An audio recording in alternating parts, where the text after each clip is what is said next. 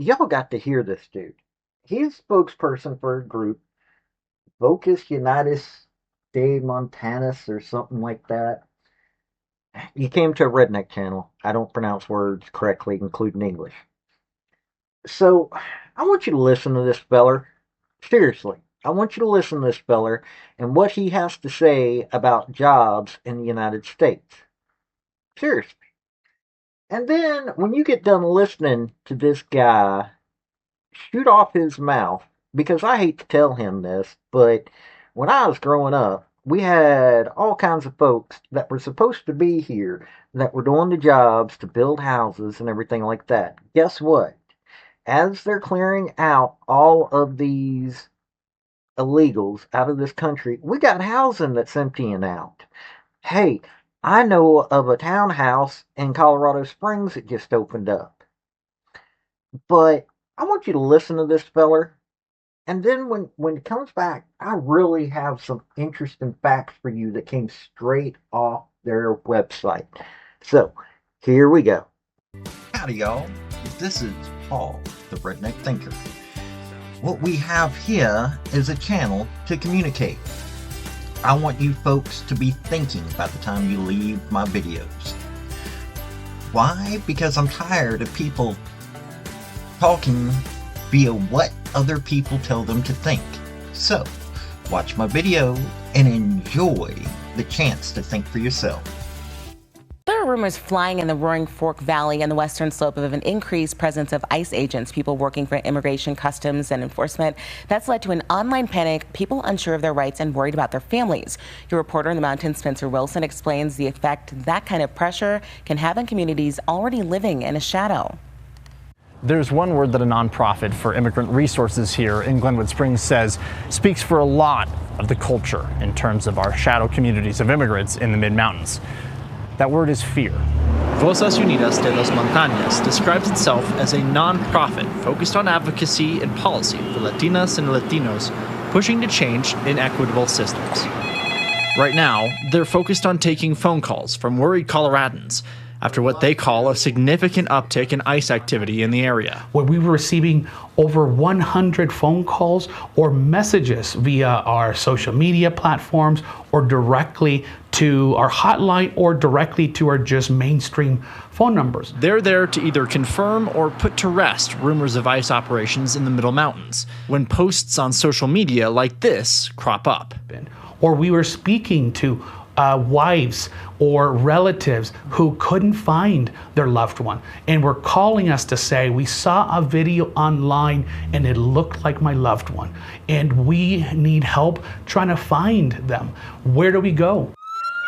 We've seen controversial immigration operations like this around the Denver metro area just this last winter, and that fear is worrying to more than just undocumented Coloradans. And they're questioning whether they themselves are in danger and whether their kids should be going to school or what action they should be taken. Those are the conversations we're having, or we were having that week for sure, at an unprecedented level. In a statement from ICE, a spokesperson said U.S. Immigration and Customs Enforcement is executing its mission of identifying and removing criminal aliens and others who have violated our nation's immigration laws. For operational security and for the safety of our law enforcement personnel, ICE does not confirm, deny, or otherwise discuss ongoing or future operations. That unknown threat to the often hidden communities in Colorado, causing them to burrow deeper as to not stand out right now. You can't take away Latinas and Latino workers out of the construction industry. You would shut that down in the entire country. You can't run the resorts we run today without, everyday people who are the backbone of these systems and these industries. We are intertwined. In Glenwood Springs, Spencer Wilson covering Colorado First.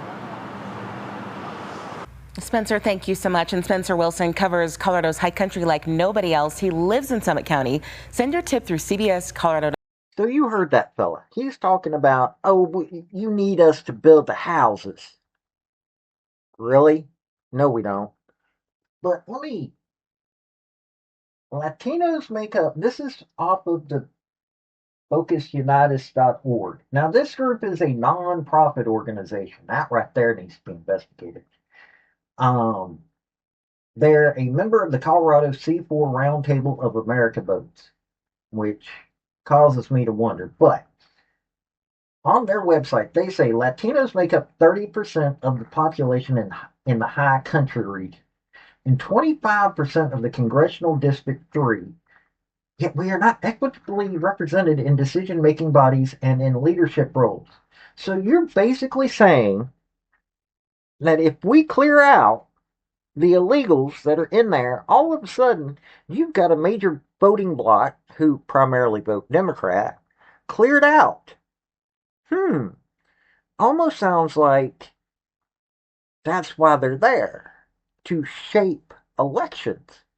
Seriously, that's what this sounds like. And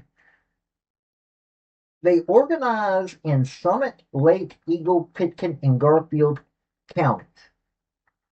Also engage voters in 15 Western Slope counties, covering House Districts 13, 26, 57, and Senate Districts 5 and 8. So that's state elections. And this group helps push them. And guess what? They're pushing for? They're pushing for one political party.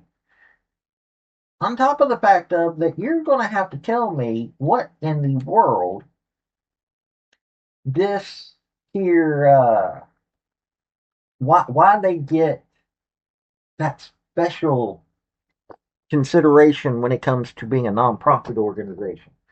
So I just thought I'd bring this to your attention. This has been Paul, the Redneck Thinker. Y'all have a good day now. Bye. So folks, that's the story that I wanted to bring you on this video.